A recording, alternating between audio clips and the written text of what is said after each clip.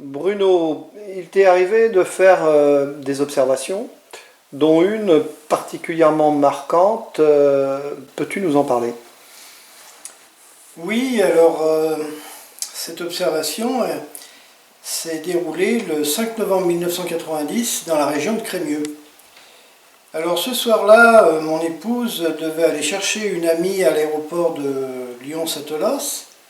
Elle allait partir avec la voiture, puis on était au mois de novembre et bon, je vais rester à la maison, mais finalement j'ai dit je vais l'accompagner parce qu'on ne sait pas, sur la route, bon, voilà. Donc je prends la voiture, c'était à l'époque une 205 blanche diesel, et on part donc voilà, en direction de l'aéroport de Lyon-Satolas. Donc je passe la petite ville médiévale de Crémieux, et puis quand j'arrive vers la Bourbe, vers la région le village de Jamézieux, je vois au loin un ensemble de figures de lumière disposées en ordre et surtout qui épousaient la colline, mais alors avec une précision incroyable. Et bon, dans un premier temps, j'analyse la situation. Je me dis, c'est pas des avions, c'est pas des hélicoptères, parce que là en plus, pas loin, il y a des lignes à haute tension. Et la façon dont ça évoluait, compte tenu de ce que j'avais déjà appris, ce que je savais, je dis textuellement à mon épouse, ça, ce sont des engins extraterrestres qui sont en mission de surveillance ou qui font un travail. On continue à rouler et elle me dit, mais arrête-toi, arrête-toi. Et donc, juste avant le pont de Jamézieux où la Bourbe coule, je gare la voiture, et là on sort de la voiture, et donc arriver, je vois arriver par rapport au peuplier, donc c'est la nuit, mais il y a une masse sombre où j'arrive à voir, donc c'est une forme triangulaire, plutôt un triangle plutôt isocèle, qui avance lentement, hein, je dirais 40-50 km/h. C'est complètement surréaliste, pas de bruit, aucun bruit. Alors bon, j'ai les enfants qui sont à côté, qui regardent, et au milieu, il y a un rayon lumineux qui ne touche pas le sol, qui est incliné à peu près à 45 degrés, couleur blanchâtre, un peu jaunâtre, blanchâtre, et ça ne touche pas le sol. Alors ça c'est incroyable, ça se déplace horizontalement. Et à côté, tu as un ensemble de lumières rouge-orangées qui évoluent comme ça, en dandinant, en laissant une traînée derrière. Bon, c'est un spectacle complètement surréaliste. Et là, je me dis, ben oui, effectivement, ce qu'on m'a dit, notamment le contacté Jean-Miguel, ben, il n'a pas menti. Et alors là, on reprend la voiture, on remonte dans la voiture, on fait demi-tour, on suit sur le long de la route la formation. Alors il y a des voitures mais qui circulent et il n'y en a aucune qui s'arrête. Et donc on reçut la formation et à un moment donné, paf, ça disparaît sur place, il n'y a plus rien. Voilà. Et donc on va faire demi-tour, on va aller à l'aéroport, on va aller chercher son ami qui arrivait de Dakar ou d'Abidjan, je ne me rappelle plus, d'Abidjan, oui. Et alors là, elle nous dit, mais vous faites une sacrée tête. Je lui dis, bah ouais, bah, si tu savais ce qu'on vient de voir. Mais voilà, donc voilà.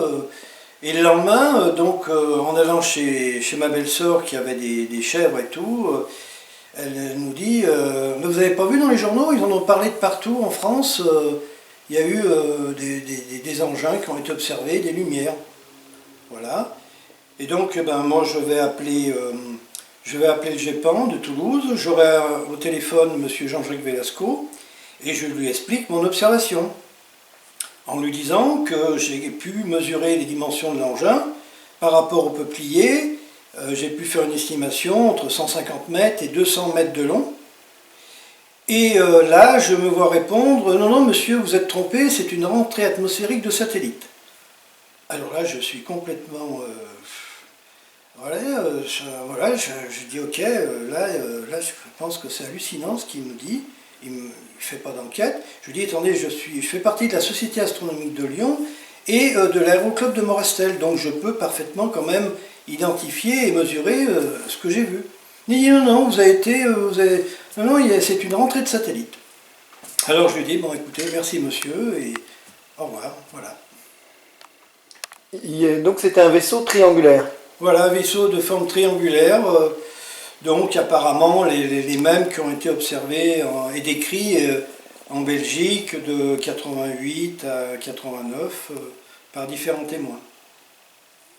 Vous étiez 4 à l'avoir observé. On était 4, oui, mon épouse et mes deux petits garçons, qui d'ailleurs ont fait un dessin, je dois avoir un dessin d'enfant encore de l'époque. Voilà. D'autres témoignages sont concordants avec le vôtre? Donc moi j'ai le témoignage d'un ami militaire, tireur d'élite, qui forme les gendarmes et l'armée à l'utilisation des armes, et qui a observé lui-même un vaisseau triangulaire d'une taille importante au-dessus d'un village de la vallée du Rhône. Et donc il était tellement surpris qu'il m'en a fait part. Et lui, pour lui aussi, le vaisseau était triangulaire. Voilà, il se déplaçait silencieusement. Et donc, sous l'effet de la surprise, il n'a pas pu faire un film correct. En plus de ça, il savait mal se servir de son smartphone. Mais bon, il était formel sur son observation. Et de grandes dimensions aussi. Alors, de grandes dimensions, puisque c'est arrivé au-dessus du village, donc pas très loin de Tournon, dans la région de Tournon, et donc quand il a vu surmonter la colline et prendre son virage au-dessus du village, il a dit heureusement que ça ne se présente pas de jour, parce que là, je pense que ça aurait peut-être choqué les gens, provoqué peut-être une certaine peur, parce que l'engin était énorme. Là aussi, on peut parler minimum, à voir avec lui dans le détail, mais de taille de plusieurs centaines de mètres. Et tu avais cité Jean-Gabriel Grélé qui avait fait une observation aussi d'un vaisseau énorme, c'est ça? Voilà, donc pareil, le 5 novembre 90, l'un de ses collègues, je crois que c'est un mécanicien, son mécanicien qui était avec lui quand il volait sur Boeing 747, qui dit mais bon sang, mais celui-là il va atterrir dans la cour.